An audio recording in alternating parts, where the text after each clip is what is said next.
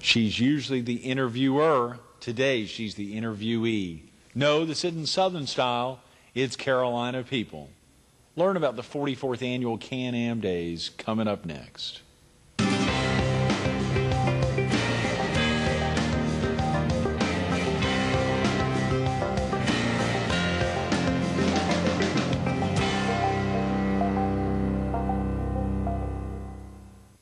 Good morning. Welcome to Carolina People. This morning we're at the Myrtle Beach Herald.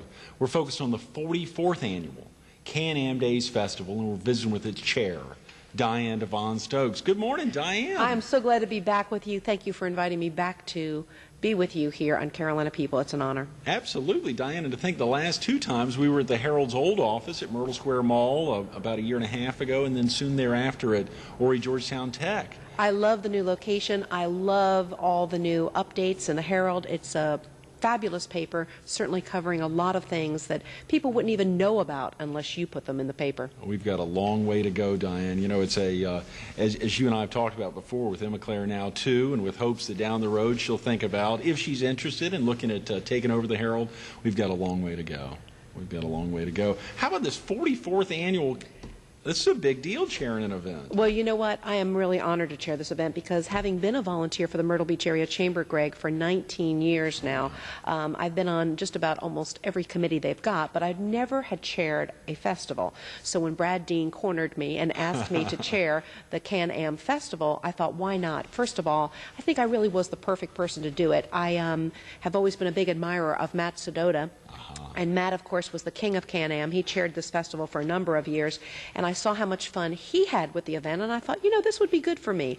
Not to mention, Chuck and I have vacationed many times in Canada. I love Canada. I always feel a very kinship with the people when we visit there, and then when I meet Canadians here, I always tell them about my own Canadian experience, and I thought, you know, I really would be good for this job, and so I'm having fun already. Here are some memorable Canadian experiences that really help you bond with them. Can you think of some of the trips up there that stand out in your mind? Well, for sure. I mean, a lot of times when you see snowbirds here, whether they're from up north, the northern parts of the United States, or whether they're from Canada, when you meet people here on the beach, it's nice to be able to say, oh, you know, I've been in your hometown, or I've vacationed there, and that's a real kinship. I think that offers hospitality when you talk to people about their respective communities. And Greg, frankly, we've vacationed in Quebec, in Montreal. Chuck and I have been to the Canadian Rockies. We've done Vancouver and many of the Vancouver Islands, and we really love Canada. My next trip, I want to go to Toronto, so hopefully I'll meet some Canadians at Can-Am from Toronto, and they can share their experiences with me, and I'll know what I'm doing before I get there. It's one of the cleanest cities in the world. It has that recognition of being one of the cleanest cities in the world. It really is. It's so close to Buffalo, just an easy shot. Niagara Falls, that'd be wonderful. Well, I'm anxious to go because they have such great theater. Oh, yeah, speaking of theater, we're going to have to get into Florence Little Theater and some of your many productions down here. Okay. But real quick, for viewers who may not have seen you, golly, after 20 years, we got to talk about that as well, but who may not have seen you on Southern Style or know you in town from the Chamber or from your PD connection, are you originally from the area? Yes, I consider myself a Florentine because I went to high school and college in Florence. However, I was born in New Jersey, moved to South Carolina when I was 14 years old, and feel like I have truly become a Southern belle. Moved to the Myrtle Beach area right after Chuck and I got married in 1984, and have since been hosting and producing Southern Style, a public affairs talk show on Time Warner Cable. And that airs weekdays at, am I correct, 10? Mornings at 10, right, and nightly at 7:30. Time Warner Channel 5, anything north of the air base, and Channel 17, anything south of the air base in Horry, Georgetown, and Williamsburg County. Wow. Don't have quite the coverage that you have with all of your still, massive communities. We don't serve Georgetown and Williamsburg counties like that. So Channel 17 south of here, south of the air base, and Channel 5 throughout the city of Myrtle Beach and in Conway. Right. Anyone that gets Time Warner Cable can see the show in those communities. How long have you been doing Southern Style, Diane? Just started my, let's see, 20th anniversary this past Friday, and absolutely thrilled. You know, after doing television work in the community for 30 years, it's really unheard of that a company would believe in the public affairs talk show format, which, as you know, does not really make money for any station. I'm very grateful that Time Warner Warner and its predecessor, Cox Cable, believed in giving me this opportunity 20 years ago before there really was any television stations in the market. Very, very grateful to Time Warner. I love what I do. Hosting and producing Southern Style has truly been a gift. It's wonderful to invite your friends and neighbors on TV and help them get the publicity they deserve. And I know you know that feeling now doing Carolina People. Well, you've opened the door for so many guests for us, and of course paved the road for folks like Banana Jack, who's been doing River Talk now 7 or 8 years. You know, I had Banana Jack on the show many years ago. Banana Jack and a friend of his did a promotion years ago where whoever didn't raise enough money was going to have to shave their head. And I had Banana Jack on for something like that silly many years ago. But Jack's a good friend of mine. He and Barbara both, and as you know, I'm a friend of yours and think the world of you. So I think it's nice that we all have a mutual admiration society and help each other get guests. I think the name of the game here is publicity for people in the community, not necessarily competition. You know, we're not competing with each other. We should be partners in crime. Now, Diane, you said you celebrated 20 years this past Friday. You mentioned 30 years in broadcasting. Absolutely. So that means that the first 10 years were not here in Myrtle. Those were the 10 years. Yeah, really. 32 years in broadcasting, to be exact. I started in 1973 working for BTW, doing freelance work for them, telethons, filling in wherever someone didn't show up, doing television commercials. I was their female spokesperson for about 10 years. I think people probably got sick of seeing me on television commercials. And then, of course, when WPDE went on the air, I went to work for them because they offered me an opportunity to do a television talk show, which was, of course, PD People from 1981 to 1984.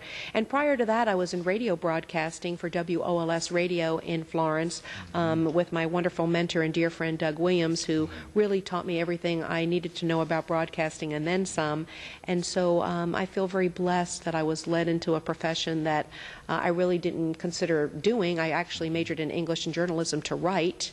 I still write, though. You know, Chuck and I own Stages Video Productions, and I write television commercials. I write all the marketing videos that we do, and I write for Sassy Magazine. Yeah, you're regularly in Sassy now. So it's a great opportunity to do the best of both worlds right here in a community that I chose to live in and truly love. Absolutely. I've enjoyed some of your pieces, both a couple months ago, the Sassy, and folks could check that out at sassy.com, as well as, of course, that opportunity, again, having set the stage. Do you communicate much with Doug Williams? Do you get to see him at all? I talk to Doug Williams about once a month. I love and adore Doug Williams. He lives in Florence, and for those people who don't know Doug Williams, he was really a tremendous mentor and friend to me, as well as many other disc jockeys in the Florence area. Doug started with WOLS Radio many, many moons ago and truly was the voice of the PD for many, many years. He has since retired, and I do see him on a regular basis whenever I go back to Florence. I always call him Daddy Doug. He's like a second father to me, and certainly took me out to the TV station, showed me how to cut commercials. You know, it was something that I never thought I'd ever do. So he really led the way. Diane, for folks who may not have caught Southern Style on Friday, did you all do anything special to highlight 20 years of broadcasting? Actually, yes. I had the festive brass there, and they played a little festive song for me. And we talked a little bit about it. I try not to make a big hoopla about an anniversary, but it is 20 years, and beginning our 21st next week. And it's exciting because, you know, I think Time Warner needs to toot their horn, not toot my horn, but Time Warner certainly deserves a lot of credit for keeping it on the air. Absolutely. That is a huge commitment. And much like so many of the volunteers, you think about Time Warner or Cox, as you said beforehand, committing airtime to really make a difference. And to air this twice a day on a prime channel, I think at Channel 5, to think at 7, you said 7:30. 10 a.m. and 7:30. And you know, Greg, a lot of people don't understand the commitment, just like your commitment here with Fox. I mean, you don't make money off of the show. And even if you, like I know we have television sponsors, we have a lot of people who advertise with us, but it still does not pay for the cost of the broadcasting time and the crew and what it takes to put on a show like that. And so you really have to respect stations who have public service formats and offer the public an opportunity to speak out. Absolutely. Absolutely. In the same way, there's so many volunteers who make the Can-Am Festival for 44 years. You said this is the 44th. It is the 44th annual, and I'm really proud to chair this festival. I have a wonderful committee myself. The girls and guys who make up my committee, including Matt Sedota, who has come back to help us, have really helped put this together. But the chamber staff has been awesome. Stephen Green is the vice president of festivals and communications, and this is kind of a new endeavor for Stephen. I told him that even 20 years from now, I'll be telling him that I was his his first chairperson, because he has taken on festivals in a great big way for the Chamber for the first time. Yeah. And of course his assistant Holly McMillan, they have really been the ones on the phone getting this entertainment booked. But what festivals represent to a community is truly all about hospitality. 44 years ago, the Chamber created this festival to encourage Canadians to come here at a time of year we needed them the most, and at the same time they needed to escape the cold and the freezing ice and storms. Needless to say, it has always been tagged on with Can-Am, Canadian American Festivals, because we've always encouraged our northern friends and snowbirds to come and visit with us, and even though it may be a little bit cold to us right now, it's incredibly warm to them. So for 44 years, this festival has brought people to town at a time we needed them the most. Each and every year it's grown tremendously, and of course this Saturday the whole event, Greg, kicks off with the St. Patrick's Day Parade. Don't you think that's the perfect way to kick in off? North Myrtle Beach, absolutely. Last year I was the ambassador of this parade, and I have to tell you I had an opportunity to ride, and it was because I was on the first ever committee for the St. Patrick's Day Parade, and it is a hoot. I mean, we're talking about everything green, and if you don't wear green, shame on you. This Saturday, North Myrtle Beach will be hosting their St. Patrick's Day Parade right down Main Street and right across Ocean Boulevard, and that parade is from 11, and then the activities continue until 4 in North Myrtle Beach, and that really kicks off the Canadian American Days Festival. That evening, there will be activities pertaining to St. Patrick's Day, Right. but we want people to also know that if you're on the south end, there's also a big festival going on at Brook Green Gardens. The Spring Garden Festival will be taking place, and that's also on the same Saturday, March 12th. On Sunday the 13th, we have the Waterloo Police Pipe Band from Cambridge. It's a mouthful, that's why I read it. Cambridge, Ontario, and that's going to be taking place at Ocean Lakes Campground, and that's going to be a free event. So this weekend itself, we have some great activities to really get people in the mood for Can-Am. Absolutely, and of course, so much of the focus is next Monday, as it officially, I guess it officially kicks off on Saturday, but a big open celebration of the Myrtle Beach Area Convention Center. And let me tell you about that, because that's actually the first. And for any of our Canadian or snowbird friends who are visiting us, we want them to know that this is the first time we've had this event.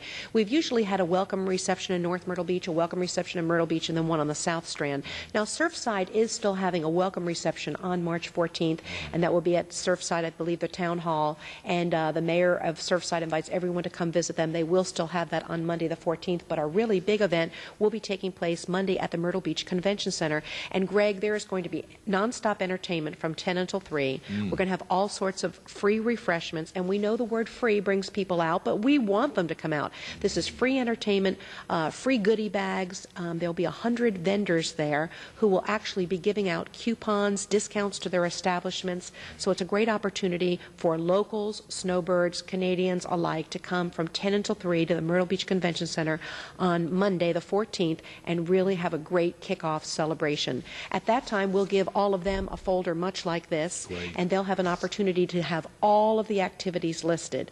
But that day will be extra special. It's the first of this sort of thing that we've ever done, a really big welcome reception at the Convention Center. Mo Vint is going to be there, and I don't know whether you've ever seen Mo Vint. As a matter of fact, you should have Mo Vint on television with you. Listen to this. And Greg, he has a mobile harmonica unit, and he goes around and he's in his little captain's outfit, and he's from Canada, and of course the Canadians love him, but so do the Americans. He is a hoot. He entertains, he plays the harmonica, and he dances around with his little equipment, and so he is a fabulous entertainer. And Mo Vint will be with us at the Convention Center. Rocky Fretz, the fabulous piano player who used to play at the Carolina Opry, and many other bands who have volunteered to come from Canada to be here at this special event. Golly, money's going to be huge, but of course all until the 20th. And probably even before and after the 8-day celebration. I mean, it goes on. It seems to go on and on. And the greatest thing is that so many of these events, Greg, are free. The Chamber has really afforded the general public an opportunity to take advantage of some great free activities. The night of the 14th, we have the first ever big band celebration at the Spanish Galleon in North Myrtle Beach. And this is going to be a wonderful opportunity for people to dance the big band sound and also take advantage of some great opportunities to meet new friends. Now, needless to say, the event is free. If anyone chooses to eat that evening or, of course, partake in alcohol, that will be available, but that, of course, will be paid for by the individuals. But the Can-Am Big Band Dance is going to be featuring a band called No Strings Attached, and it's that big band sound that you and I are too young to remember. However, it was incredible music, and it'll be more popular than ever before on this special evening. Also, the night of the 14th, Greg, we're going to be doing a very special honor to Merlin Bellamy. Merlin Bellamy was the former police chief of Ocean Drive section of North Myrtle Beach. He was an incredible, and still is, hero to the North Myrtle Beach folks, because during Hurricane Hazel, he helped to evacuate people by banging on doors and getting them out. And then, of course, he helped in the recovery effort. He is an incredible hero in North Myrtle Beach, and for many, many years served in the capacity of police chief. And the reason we have asked him to be a part of our event on March 14th is the fact that, Greg, he was kind of the first Canadian ambassador we ever had, and here's the story. Many years ago, when Merlin was head of the police department, he had heard that there were a group of Canadians looking for a place to stay in North Myrtle Beach to avoid the cold, and the word got around that these Canadian folks were coming down, and Merlin got his 3 police cars at the time to go to the state line and welcome them as they drove into South Carolina. And he escorted them from the state line of North Carolina into the Ocean Drive section of North Myrtle Beach and really welcomed them, hugged them.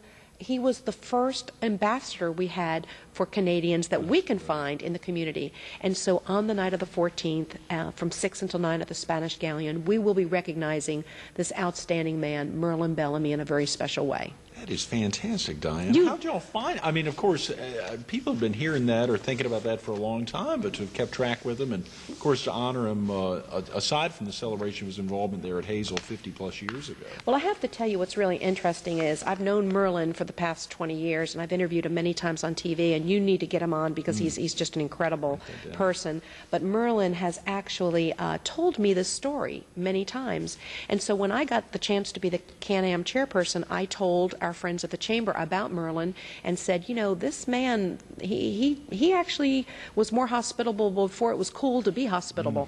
And he was welcoming Canadians to town long before the Chamber existed. So I think we should honor him, and when they all investigated and heard the stories about Merlin, everyone agreed. So it was a unanimous decision that we recognize Merlin Bellamy with this honor. Diane, if a viewer had to get off to school now or head out to work, is there a good phone number, someone to call the Chamber number, or if they don't have access to the Internet but want to make sure they keep up with all the activities going on? It's very simple. It's needless to say, for those of you who may be watching from outside the area, it's 843-626-7444. Okay, great. And all you have to do is ask for Can-Am information. They will be glad to give it to you. And needless to say, if you stop by any Chamber office, they will be able to provide you with an outstanding agenda with more things than you ever dreamed about for the Can-Am Festival. Absolutely. I think it was 16 pages, and with that big print, it's probably 20 I love it. The Chamber knew that if I had it in big print, I wouldn't need my glasses. Thank you, friends at the Chamber. Absolutely. Well, can I tell you about another very special event that we've never had before? Yes, please, Diane. It's a Wildlife and History Day. And our friends down at Huntington Beach State Park have always wanted to be a part of the Can-Am Festival, and why not? Why shouldn't it stretch as far north and as far south as we can make it go? And I'll tell you, Georgetown's actually having an event too this year, but our friends at Huntington Beach State Park will be having a Wildlife and History Day. This will be taking place on Wednesday the 16th from 10 until 3. And Greg, there's going to be all sorts of fun lectures and learning opportunities, but also there's going to be entertainment consistent throughout the day, as well as ecology tours. There's going to be a kite fest where the first few people who show up actually will get a free kite, but there'll be an international kite fest on that same day at Huntington Beach State Park. And best of all, if you get hungry that day, there'll be a taste of Murrells Inlet.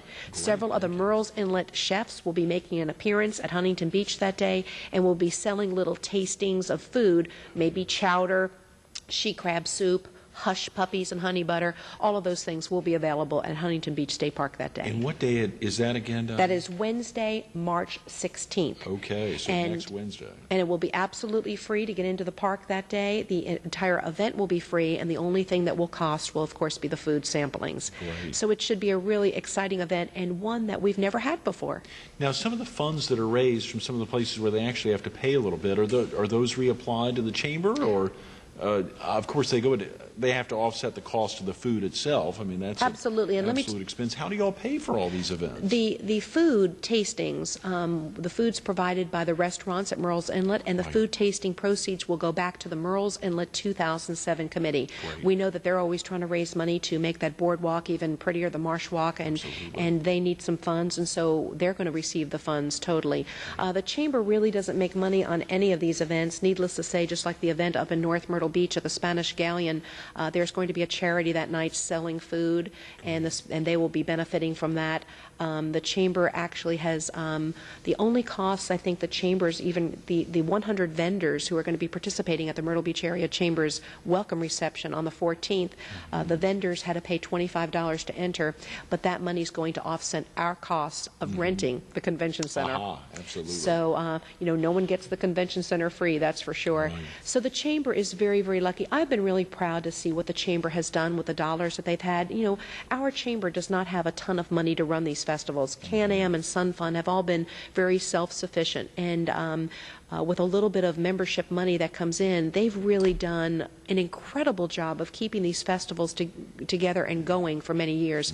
I mean, here we are in our 44th year of a Can-Am festival, and we really don't get any, it's not like we get mega dollars from PRT or from some fairy godmother. So it's really quite incredible that the chamber has been able to keep these festivals going, but needless to say, it's been great volunteers that have made it happen too. Yes, absolutely. And of course, golly, and I want to highlight that the Volunteer of the Year this past year, Diane. We won't do that except to say that you were one of the finalists in this year's Myrtle Beach Area Chamber of Commerce Volunteer of the Year, and the amazing award went to another one of the so many volunteers, both up and down the Strand. And I'm so glad you pointed out from North Myrtle down to parts of Georgetown. When we think of the Strand as a 60-mile stretch, it really is. It's wonderful to see the volunteers, and the chamber has an incredible staff. I think the chamber may be up to about 68 or 70 members, staff members at this time, but the volunteers, there's hundreds and hundreds of volunteers that make the chamber work.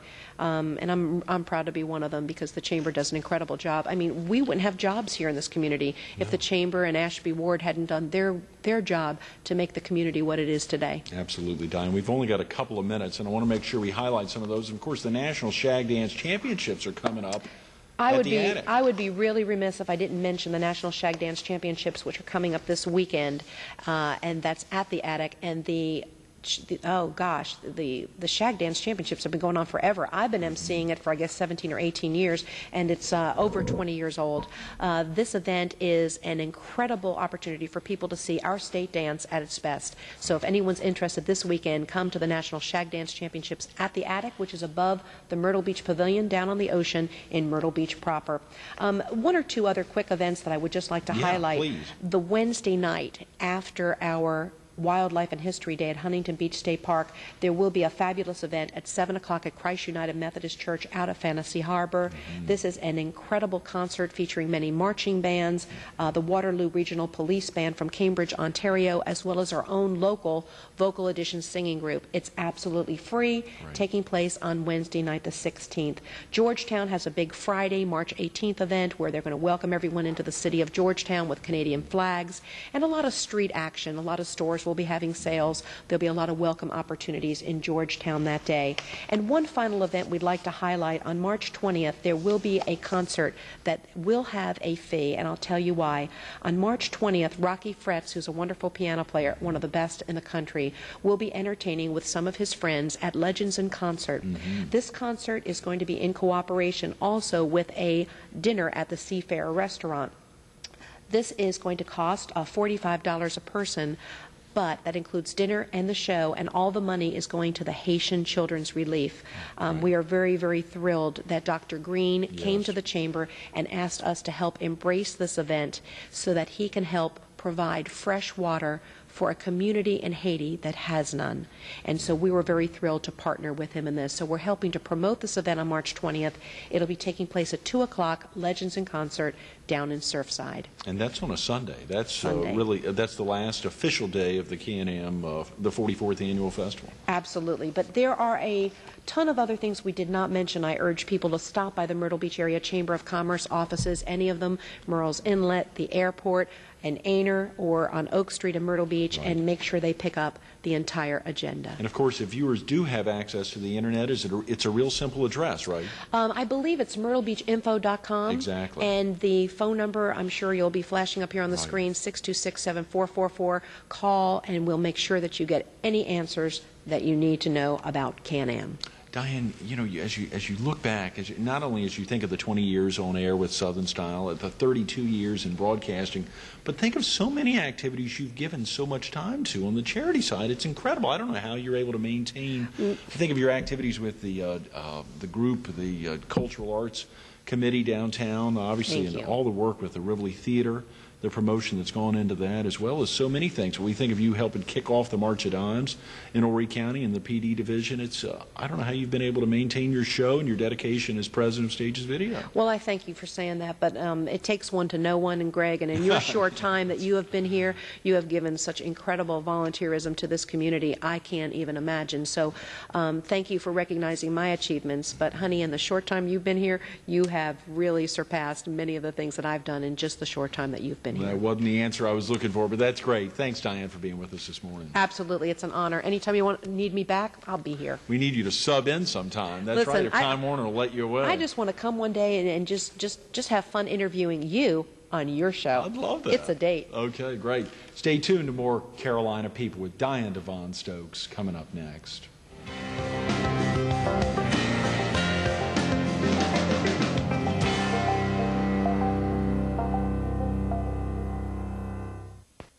You know, when I think of Diane DeVaughn Stokes, I think about some of those great lines from Charlie Brown, some of those faces on stage, just seeing her perform, and of course the excitement of seeing her perform yet again as an amazing volunteer for the Myrtle Beach Area Chamber of Commerce. There's so many activities going on as Can-Am, the 44th Annual Can-Am Days Festival kicks off this Saturday. Give them a call at 843-626-7444 or go online at myrtlebeachinfo.com. You know, someone that just celebrating 20 years on air down here, but 32 years on air. You think she got out of her diapers and went on air. It's incredible. Preserved, aren't I? Absolutely. Diane DeVaughn Stokes, thanks so much for being with us. Thank you so much, Greg. And I love